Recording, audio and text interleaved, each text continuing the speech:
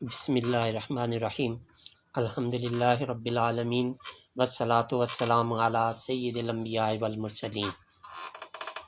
السلام علیکم ورحمۃ اللہ وبرکاتہ۔ الحمدللہ ہائر ویلیو ایجوکیشن نے اللہ سبحانہ تعالیٰ کے خاص فضل و کرم سے ایک عرصہ سے رمضان المبارک کے بابرکت مہینے میں مختلف کورسز کا اہتمام کرتا چلا آ رہا ہے۔ اس بار پھر رمضان المبارک کی اہمیت کو مد نظر رکھتے ہوئے رمضان المبارک کے کوئز کورسز کے لیکچر کے سلسلے میں آپ سے مخاطب ہوں۔ آج ہم روزے کی اہمیت و فرضیت اور اس کے مقاصد اور ان کے حصول پر بات کریں گے۔ روزہ کے لغوی معنی و مفہوم۔ روزہ کے لیے عربی لفظ صیام استعمال ہوتا ہے، جس کے معنی رکنے اور خاموش رہنے کے ہیں، اس لیے کہ خاموش رہنے والا خود کو بولنے سے روکتا ہے۔ وہ گھوڑا جس کا دانہ پانی بند کر کے ایک جگہ باندھ دیا جاتا ہے اسے الخیل الصائم کہتے ہیں۔ اسی سے لفظ صوم بنا ہے، جس کے لفظی معنی کھانے پینے، چلنے پھرنے اور بات کرنے سے رکنا، جبکہ اصطلاح میں مخصوص چیزوں سے مخصوص وقت میں مخصوص شخص کی طرف سے رکے رہنے کو روزہ کہتے ہیں۔ روزہ سابقہ شریعتوں کی طرح امت مسلمہ پر بھی فرض کیا گیا، جیسے کہ ارشاد باری تعالیٰ ہے، یا ایھا الذین آمنوا کتب علیکم الصیام کما کتب علی الذین من قبلکم۔ رمضان میں روزہ رکھنا 2 ہجری میں فرض ہوا۔ گویا اس اعتبار سے نبی اکرم صلی اللہ علیہ وآلہ وسلم نے اپنی حیات مبارکہ میں 9 رمضان کے روزے رکھے۔ یہ اسلام کے ان احکامات میں سے ہے جنہیں امت مسلمہ پر بالتدریج فرض کیا گیا۔ اولاً عاشورہ کا روزہ فرض ہوا اور پھر رمضان کا روزہ اس صورت فرض ہوا کہ روزہ رکھ لیا جائے یا فدیہ دے دیا جائے، کافی ہے۔ اگرچہ رمضان اور روزے سے متعلق ہم میں سے بہت سے لوگ اچھی طرح جانتے ہیں، لیکن کسی بھی چیز کو جان لینے سے بات نہیں بنتی۔ کوئی بھی کام زیادہ بہتر طریقے سے کرنے کے لیے ضروری ہے کہ اس کے کرنے سے پہلے ہم ذہنی طور پر، روحانی طور پر خود کو پہچانیں، خود کو اس کے لیے تیار کریں، اپنے آپ کو یہاں یاد دہانی کرائیں، کیونکہ انسان تو ہے ہی بھولنے والی چیز۔ کوئی بھی عبادت جس کو پوری روح، پورے شعور کے ساتھ کیا جائے، اس کا لطف ہی کچھ اور ہے۔ تو روزے کے متعلق تمام امور کی یاد دہانی، غور و فکر اور اللہ تعالیٰ اور اس کے رسول کریم صلی اللہ علیہ وسلم کے احکامات جاننے کے لیے ہمیں خود کو مستعد کرنا ہوگا۔ رب کریم نے یہ عبادت ہم پر کیوں فرض کی؟ ارشاد باری تعالیٰ ہے، اعوذ باللہ السمیع العلیم من الشیطان الرجیم، یا ایھا الذین آمنوا کتب علیکم الصیام کما کتب علی الذین من قبلکم لعلکم تتقون۔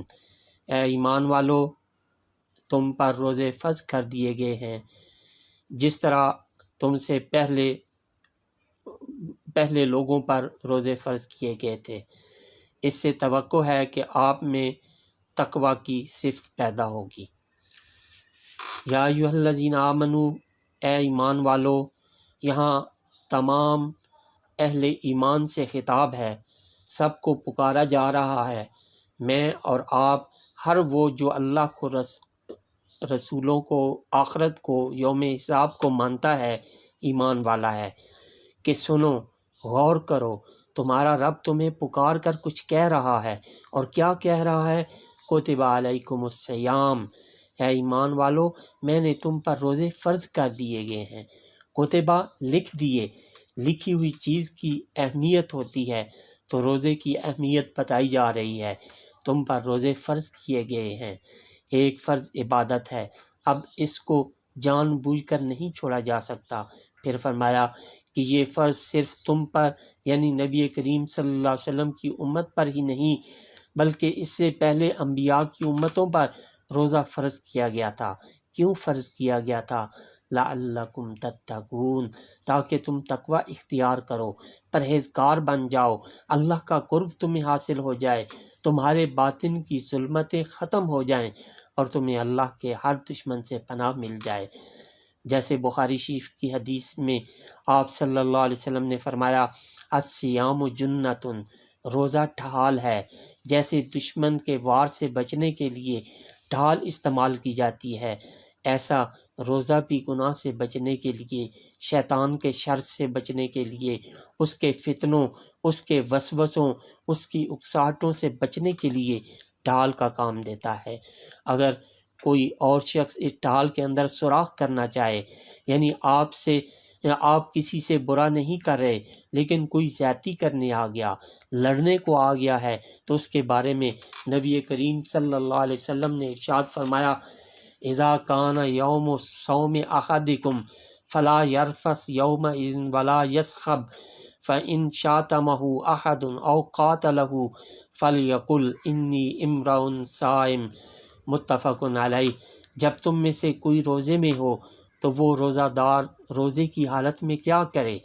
کوئی بے حیائی کی بات نہ کرے اور نہ شور مچائے، نہ چیخے چلائے، اور اگر کوئی اس کو گالی دے یا لڑائی کرے تو جواب میں صرف اتنا کہے کہ میں روزے سے ہوں۔ اس سے کیا ہوگا کہ آنے والا شخص خود ہی خاموش ہو جائے گا، یعنی ابتدا بھی نہ کرے، اور کوئی غلط کام کرنے کے لیے آگے بڑھتا ہے تو وہ جواب دینے سے بھی خود کو روک لیں۔ اللہ کے لیے صبر کیا جائے، کیونکہ روزہ صبر سکھاتا ہے، بچاتا ہے گناہوں سے، غلط کاموں سے، جہنم کی آگ سے، برے انجام سے۔ صرف یہ نہیں بلکہ روزہ اللہ کی محبت بھی پیدا کرتا ہے۔ محبت اور خوف کی ایسی کیفیت انسان کے اندر جنم لیتی ہیں کہ اس کے دل میں اللہ کی یاد جم جاتی ہے۔ روزے کا مقصد انسان کو ضبط نفس کی تربیت دینا ہے۔ اگر انسان ظاہراً کھانا پینا تو چھوڑ دے لیکن خواہشات نفس پر کنٹرول نہ کرے تو اس کا بھوکا پیاسا رہنا محض ایک بیکار عمل ہے۔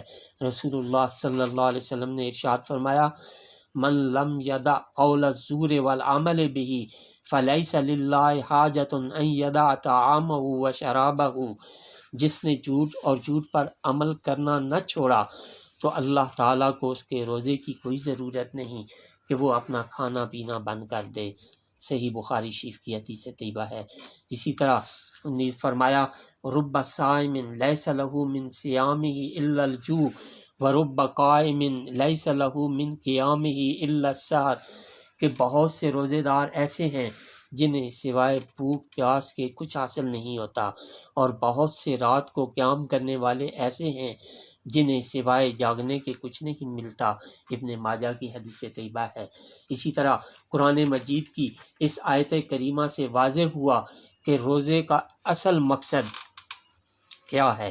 روزے کا اصل مقصد حصول تقوی و تزکیہ نفس ہے۔ اہل علم حضرات نے بھی روزے کے جتنے مقاصد بیان کیے ہیں وہ سبھی تقوی و پرہیزگاری کی خصوصیات کے حامل ہیں۔ روزہ کا مقصد ہے کہ انسانی وجود کا مادی اور ظاہری پہلو کمزور ہو اور اس کا روحانی پہلو طاقتور ہو جائے۔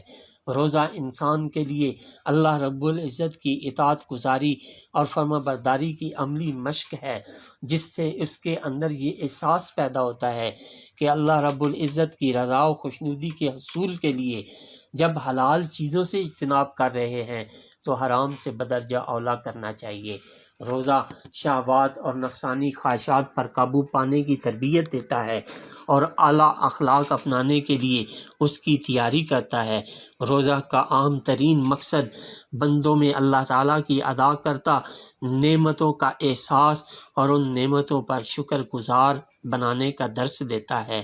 اللہ تعالیٰ ہمیں خلوص دل سے رمضان کی برکتوں سے مستفید ہونے کی توفیق عطا فرمائے۔ وآخر دعوانا ان الحمد للہ رب العالمین۔